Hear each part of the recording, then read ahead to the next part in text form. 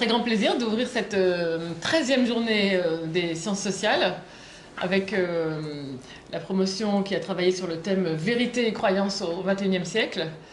La question, cette promotion et cet ouvrage partent de la question de savoir comment se forme la conception de la vérité et des croyances dans un monde qui est profondément marqué par les réseaux sociaux, la viralité de l'information et puis plus récemment l'intelligence artificielle.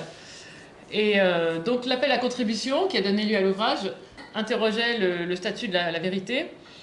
Et de manière révélatrice, en fait, la plupart des chapitres de l'ouvrage traitent des fake news, de l'activité en ligne, du conspirationnisme en ligne, de son influence, des moyens d'y résister et de les endiguer. Donc on voit que parler de la vérité aujourd'hui, c'est vraiment parler de sa fragilité. Alors la fragilité, la vérité classiquement désigne des faits qui sont établis selon une méthode scientifique et qui sont acceptés au moins temporairement par la communauté scientifique. Mais aujourd'hui, les auteurs de vérités alternatives, justement, s'affranchissent de la méthode et, telle une sorte de contre-culture, rencontrent une demande sociale qui est motivée justement parfois précisément par la volonté de s'affranchir de la vérité autorisée qui est prétendument élitiste parfois. Et ce phénomène se manifeste par ce nouveau vocabulaire, donc les post-truths, fake news, infox, deepfake, toutes ces vérités alternatives qui sont, du point de vue de la réception, s'appuient sur des mécanismes sociologiques et psychologiques, là aussi assez bien identifiés, donc les croyances motivées, la pensée désirante, la puissance des émotions, l'affiliation identitaire aussi, et évidemment s'ajoute à ces mécanismes individuels un effet de volume, puisque désormais la masse des énoncés disponibles échappe aux sources vérifiées.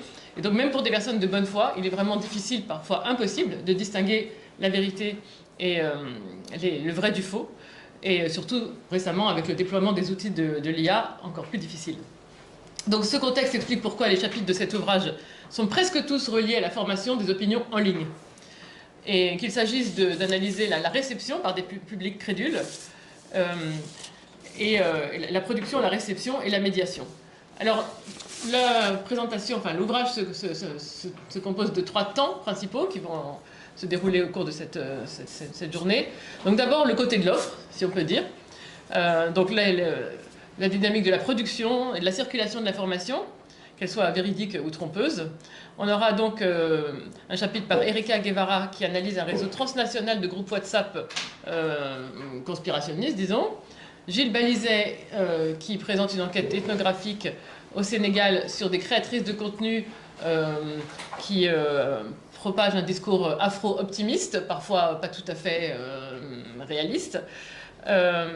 Nicolas Hubé qui en contrepoint offre une description beaucoup plus rassurante du journalisme politique qui resterait une sorte de grossiste informationnel pour les autres médias, et Marion Worms qui montre que dans de nombreuses situations la désinformation s'appuie pas tellement sur la diffusion de contenus faux mais plutôt sur la manipulation de la pertinence des contenus. Ensuite, dans un deuxième temps, la modération des informations. Donc, quels sont les dispositifs techniques et les motivations de ceux qui essayent de lutter contre la désinformation, et peut-on et doit-on lutter contre la désinformation et les fake news? Donc, Thomas Renaud analyse le système des community notes sur ex-Twitter. Théo Marquis présentera une expérience conduite avec des collègues pour voir comment réduire le partage d'informations erronées en ligne. Laurence Vardaxoglou examine, et Isée Vaucher aussi d'ailleurs, examine le paradoxe contemporain de la lutte contre la désinformation, qui peut parfois avoir des effets contre-productifs.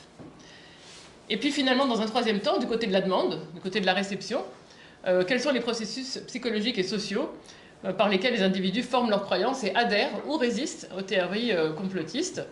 Camille Nemo propose une approche de l'adhésion aux théories du complot, fondée sur des entretiens biographiques avec des membres de canaux Telegram. Eugenio Verina analyse l'interaction entre 2 mécanismes psychologiques qui sont les biais cognitifs et l'identité sociale.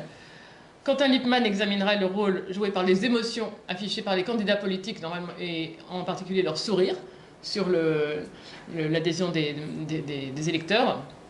Et finalement, Antoine Marie clôture l'ouvrage en proposant un ensemble de principes concrets qui permettent, ou qui devraient permettre de créer les conditions d'un dialogue démocratique plus constructif. Voilà, donc sans plus attendre, je laisse la parole aux auteurs, en commençant par Nicolas Hébé, je crois.